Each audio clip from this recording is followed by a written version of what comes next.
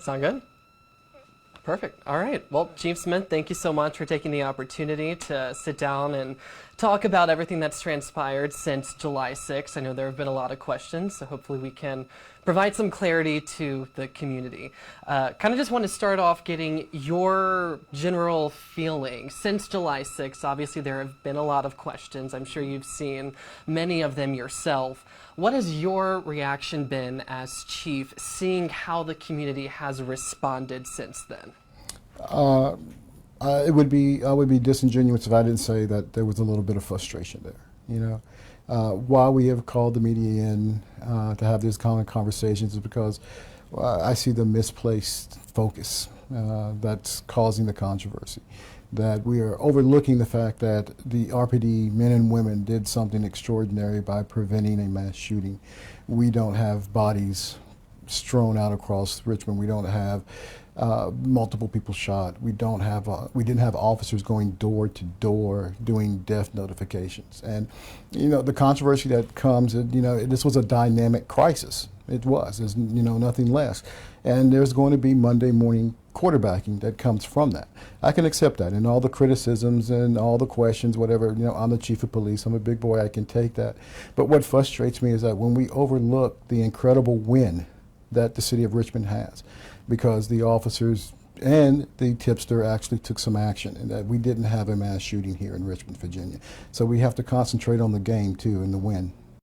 And calling the media in, this seems to be a little bit of a reverse from last week when you announced that you would be shutting down the conversation and not answering any more questions about it.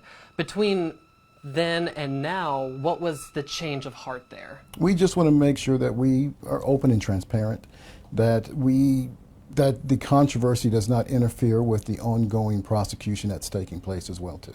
So yes, we are here to answer these questions. So do you, I guess, feel, looking back to last week, you shouldn't have said that you were shutting down the conversation? It was my hope that we could have put it to bed, that we could have moved on, that we could have given our officers praises and accolades and moved on, and that just wasn't happening. So, and we don't want this to interfere with prosecution at all, so here we are. And so I want to go back to July 6th a little bit and kind of the days leading up to that first news conference. Can you just tell us kind of what was going through your mind and some of the other department leaders that led up to the decision that, okay, we are going to publicize this and turn this into a press conference based off of the information that we have so far? It is just a natural progression of what we do in policing and being open and transparent. We have press conferences when we have officer-involved shootings, that we do stand-ups and give out information. It was just going right along the way that we do things. And then, for that to progress then into national TV interviews as well, looking back at some of those interviews too, in which you were also naming Dogwood Dell, which turned out not to, have the evidence in court to back that up. What was the intent in doing the national TV interviews as well? Being open and transparent, they called and they asked. So we accommodated them as well. But let's talk about the Dogwood Dell, okay? Let's talk about how I came about to say that it was the Dogwood Dell. And we took the facts, we took the investigation, we took my 30 years of experience, and we put that together, and the most likely place, and what I believe today and believed then, was that the Dogwood Dell was the target. It is something that we do every day in policing. If we have a rash of commercial burglaries, and we take our resources, we don't put those resources into a residential area, we put them where it's most likely to occur, in areas that have a high number of commercial buildings and businesses. So then why didn't prosecutors take that to court? I'm not quite sure take what to court. Take what to court? Talking about the Dogwood Dell and how you came to that determination. Mm-hmm. That evidence just wasn't there in court. So I guess my question is, where was the disconnect? Why didn't that end up in a courtroom? I don't think that the determination of the target being the Dogwood Dell was part of the evidence, okay? That was my determination of what we had to do to neutralize and to address the threat. And I cannot speak from the perspective of a prosecutor from a courtroom. So, but I do know that the case is moving forward as is in the federal system. And, looking back, I guess, do you understand why the public has had the questions that it had? Because it wasn't just the specification of a location.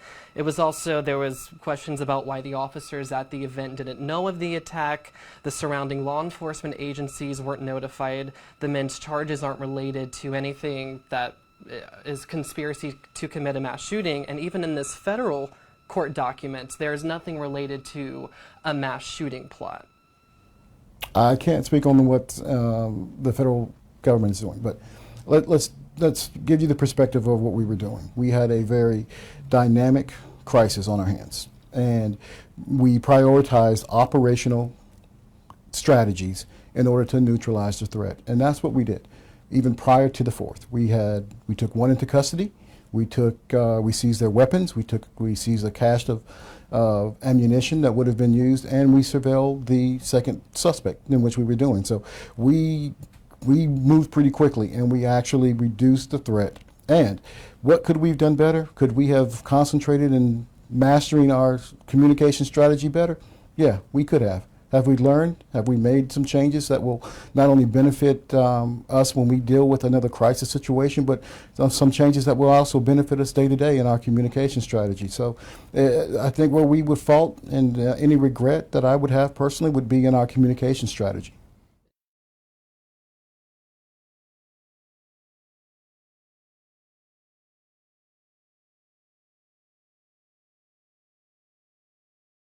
I'm pretty sure there would be some very specific things that I could say better, especially around relating the Dogwood Dale. Yeah, I could say that those some regrets there, but we learn from our regrets and we make changes and we move on. So, but I cannot have any regrets or any ill feelings into where the focus should be, and that is on the great work of the men and women of the RPD who, this is a win. They prevented a mass shooting in Richmond, Virginia. And, we can't ignore that fact. We just can't. Considering what has taken place around the country, we're in a very unique category right now. And, as it stands right now in this moment, are you also standing by the fact that Richmond police did in fact stop a mass shooting on July 4th? Absolutely. Absolutely. With complete confidence, you stopped a mass shooting, your department? Absolutely. Absolutely. And, I'm sure you saw the comments from Senator Kane a few days ago. Because that information was put out there then, and you're saying it again right now, he was calling for some more information, some more facts, some more evidence to be put on the table, backing up the claim that, in fact, there was going to be a mass shooting on July 4th. Can you commit to making that evidence public? At this point in time, no. We have prosecution to go forth. And there are facts and other information that's in this case that I can't and would not. It would be irresponsible to actually put that on the table right now when there's prosecution that still has to take place. Do you think the evidence will ever come out? I think it's a great likelihood that it would. If we get to a certain point in which it would be allowable to share that evidence with the public, can you make a commitment to then making it public? I cannot. That would be upon the U.S. Attorney because that evidence is now in their hands. I heard a lot of talk too just from the community surrounding Dogwood Dell, the people that live in that community, the people who work there, and the people who visit Dogwood Dell. Who said that there has been just kind of a lack of communication and kind of a disregard for their concerns. And even following July 6th, they, asked questions about, well, how is security going to be ramped up here? Where did we get this information from? And they felt like there wasn't that communication from the police department. Let's talk about the security around the Dogwood Dell. Once we knew that the 4th of July celebration was taking place in at the Dogwood Dell. And we also saw what was taking place around the country. Our security efforts and our security concerns went up. we were already taking extra precautions down there for that. I can't reveal our capabilities of what we did, but we saw what was taking place in the country. We knew that there was going to be a large number of people here. Would there be a possibility of that? Yes. So we did take those precautions. And then moving forward, whenever we heard about the plot, we were able to neutralize that plot and bring that threat level down prior to the 4th of July celebration. So they can rest assured that, you know, the RPD was doing things even before we even knew about a plot. And we would continue to do the best that we can, not only to secure events at the Dogwood Dell, but other festivals and other gatherings that we would have in the city. I think the city and the citizens of Richmond can be very proud of the work in which the RPD officers have done here. But the officers at that event, they didn't know that there was going to be a potential attack. Well, yeah, there were people in command who were down there who did know. But once again, I will say that we are making some changes in our communication plan to make sure that there's kind of gaps and that the information and those who need to know will know in the future. And can you speak a little bit more about kind of what the involvement was from the federal partners that you called in? Because we were also seeing from sources that their involvement was minimal. Oh, no. You know, once we neutralized the threat, and even during this thing, we were in contact with our Fusion Center, which provides intel. We were also in touch with our federal partners as well to make sure that what we had properly contained, but more importantly, that we didn't have any new threats on the horizon. So yes, we were in contact with our federal partners throughout this. What do you think has been the biggest lesson from all of this? I can tell you the biggest changes that we're making is in our communication plans. Not only our communication strategy in dealing with crisis situations, dynamic crisis situations like we had here, but also our day-to-day.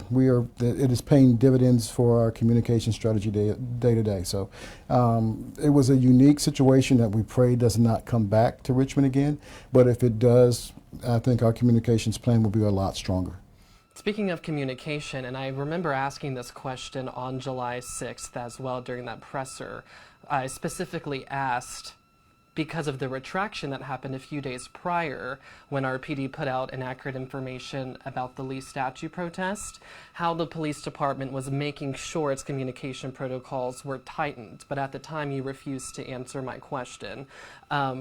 Looking back, can you speak a little bit more about what exactly is going to be tightened? I do remember your question, but your question was, you were asking me about the Lee statue. You didn't mention about communication strategy between the two. And I do remember that telling you could refer your question over to the PIO and we would get an answer back to you.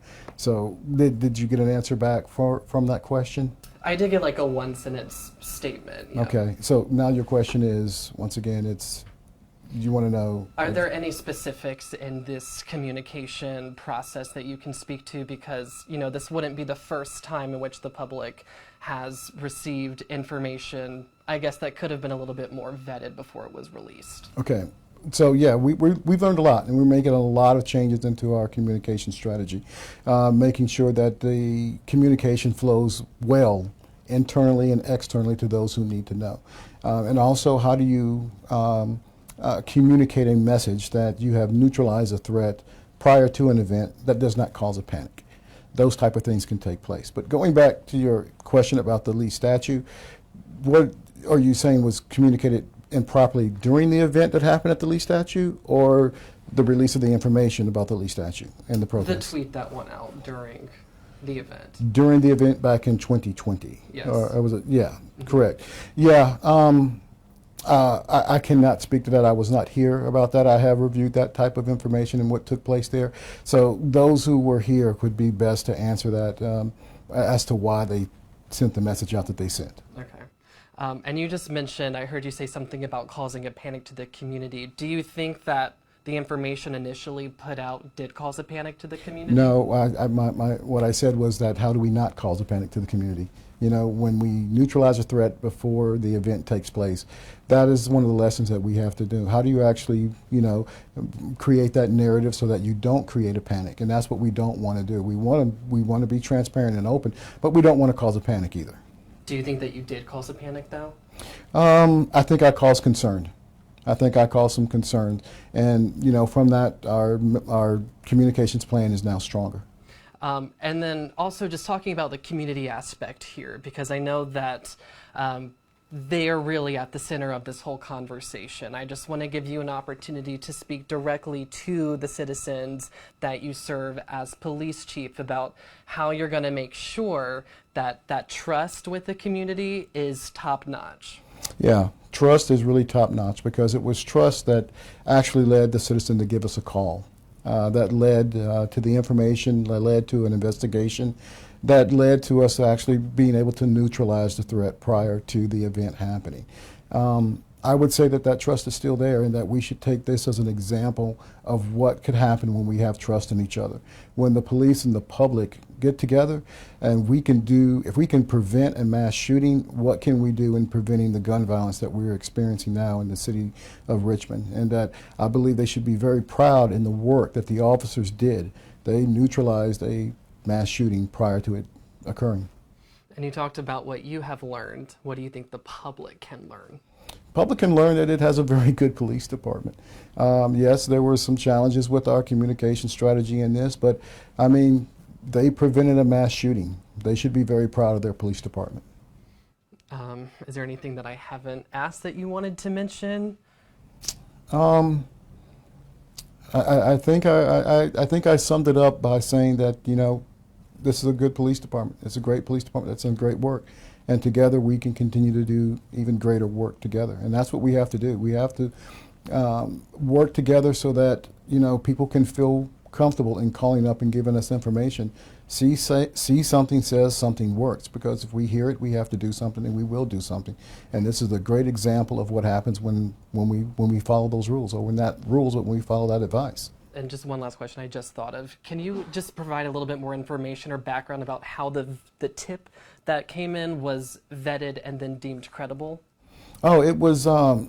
It came in to our second precinct, in which officers took down that information, took that report, forwarded it on, and then the detectives took from there. And as the detectives proceeded through the investigation, the information that was given, they started to see and they saw evidence of that being very credible. So that's how it took place. Can you speak to anything about how it was deemed credible, or? The investigation. I'm not quite sure what you're asking, but as the detectives went through their investigation and things that the tipster said, they started to see the evidence of these things.